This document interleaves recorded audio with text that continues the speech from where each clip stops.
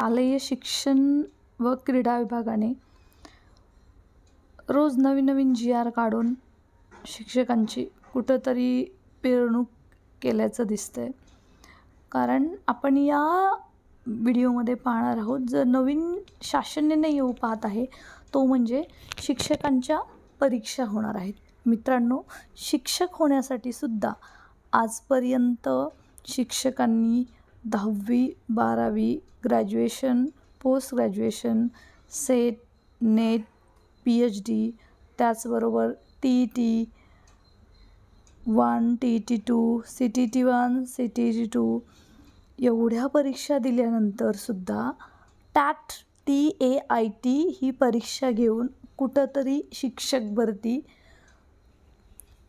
राज्य शासनानं जवळपास 6 वर्षानंतर सुरू केलेली आहे. आणि आता त्याच्यामध्ये सुद्धा मंत्रिमंडळाच्या बैठकीतील अहवाल आपण या व्हिडिओमध्ये पाहूयात की शिक्षण सेवक हा कालावधी पूर्ण केल्यानंतर सुद्धा शिक्षकांना पुन्हा एकदा परीक्षांना सामोरं जावं लागणार आहे. मित्रांनो, आपण या व्हिडिओमध्ये सर्वात महत्त्वाचं हायलाईट करण्याची एकच गोष्ट आहे की परीक्षावर परीक्षा, अशा किती परीक्षा शिक्षकांनी द्यायच्या, विद्यार्थ्यांना शिकवण्याचं सोडून आयुष्यभर परीक्षाच राहायचं का? शालेय विभाग वेळेवरती शिक्षक भरती करत नाही आणि जी सध्या शिक्षक भरती सुरू आहे त्याच्यामध्ये सुद्धा रोज नवनवीन GR काढून अभियोग्यताधारकांची, त्याचबरोबर जे शिक्षक होऊ पाहत आहेत त्यांची दिशाभूल केली जात आहे. आणि आत्ता जे भावी शिक्षक DED BEdसाठी ॲडमिशन्स घेत आहेत त्यांनासुद्धा कुठंतरी सांगावंसं वाटतं की शिक्षक होणं IAS ऑफिसर होण्या इतकंच अवघड झालेलं आहे.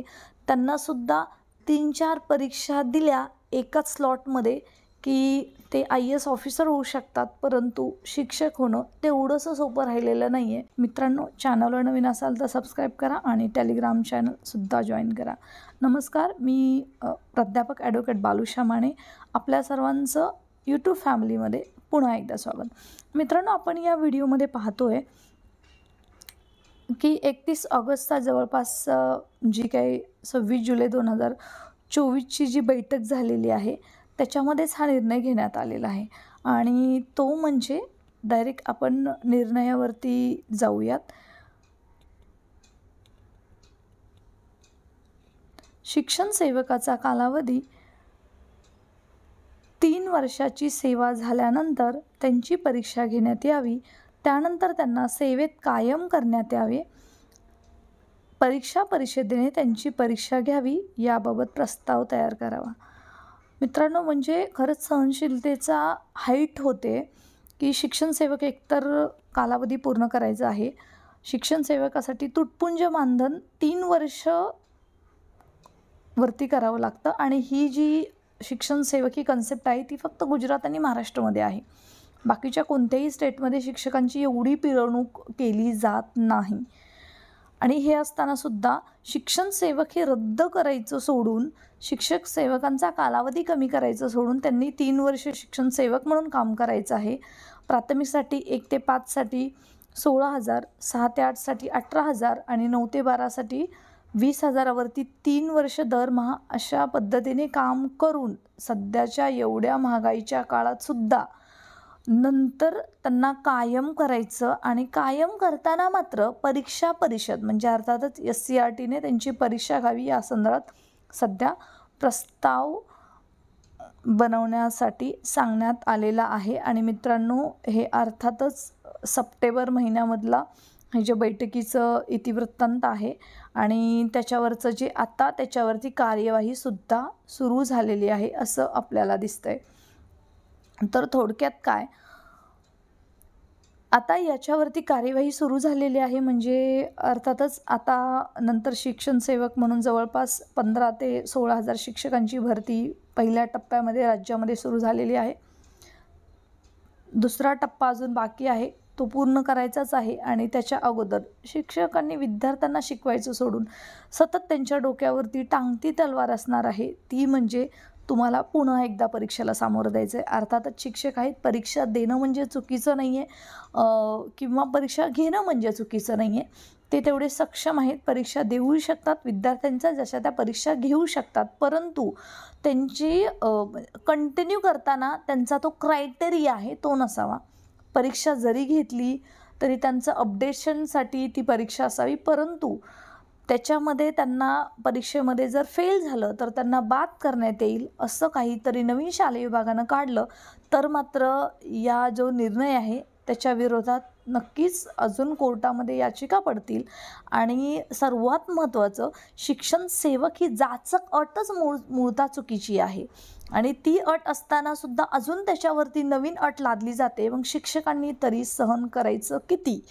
आणि नक्की अगदी शेवटपर्यंत त्यांना क्वालिफाईड की डिस्क्वालिफाय असं सतत शिक्षण मंत्र्यां थ्रू किंवा शालेय विभागा थ्रू सतत त्यांच्यावरती टांगती तलवार राहते. या मानसिक ताणातून शिक्षक सध्या जात आहे.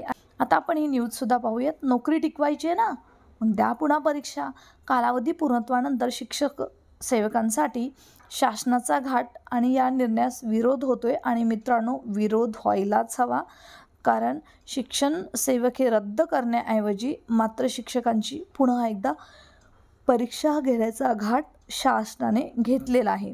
परंतु शासनाने हे क्लिअर करायला हवं की पवित्र पोर्टलमार्फत जी भरती चालू आहे, शिक्षण सेवकांनी 3 वर्षाचा कालावधी पूर्ण करायचा आहे आणि तो कालावधी पूर्ण केल्यानंतर मात्र अजून एकदा परीक्षा परिषद काय करत आहे की त्यांची परीक्षा घेत आहे.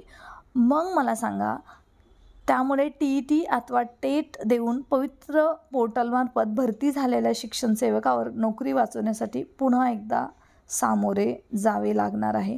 आणि अर्थातच कितीक वर्षापासून शिक्षण सेवक अस्तित्वात आहे, जवळपास 2000 पासून हे सुरू झालेलं आहे आणि जवळपास आता याला 25 वर्ष होत असतानासुद्धा ते रद्द करण्याऐवजी जे शिक्षण सेवक म्हणून लागलेले आहेत त्यांना अल्प मानधनावरती काम करावं लागतंय. त्यांचं शिक्षण सेवक हा कालावधी कमी करण्याऐवजी त्यांची अजूनच कशी आर्थिक पिळवणूक होता येईल. आणि परीक्षा घ्यायचं म्हटलं की हजारो कॅन्डिडेट आहेत, शिक्षक आहेत, ते फॉर्म भरतील आणि त्याच्यातून शासनाची तिजोरीच भरण्याचं काम याच्यामार्फत होत आहे.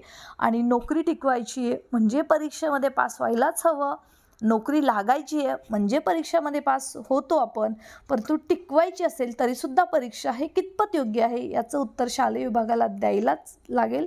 आणि या निर्णयाचं कधीही स्वागत केलं जाणार नाही. ह्याला कडक विरोध, तीव्र विरोध ज्या शिक्षक संघटना आहेत त्यांच्याकडून येणाऱ्या काळामध्ये केलाच जाईल. आणि मी संस्थापक अध्यक्ष शिवयुनिटी फाउंडेशन तर्फे सुद्धा या निर्णयाचा निषेध करते. आपण सुद्धा जर या निर्णयाचा निषेध करत असाल तर या व्हिडिओच्या कमेंट सेक्शनमध्ये नक्की आपलं मत नोंदवा. Stay connected. चॅनलवर नवीन असाल तर सबस्क्राईब करा आणि टेलिग्राम चॅनलसुद्धा जॉईन करा.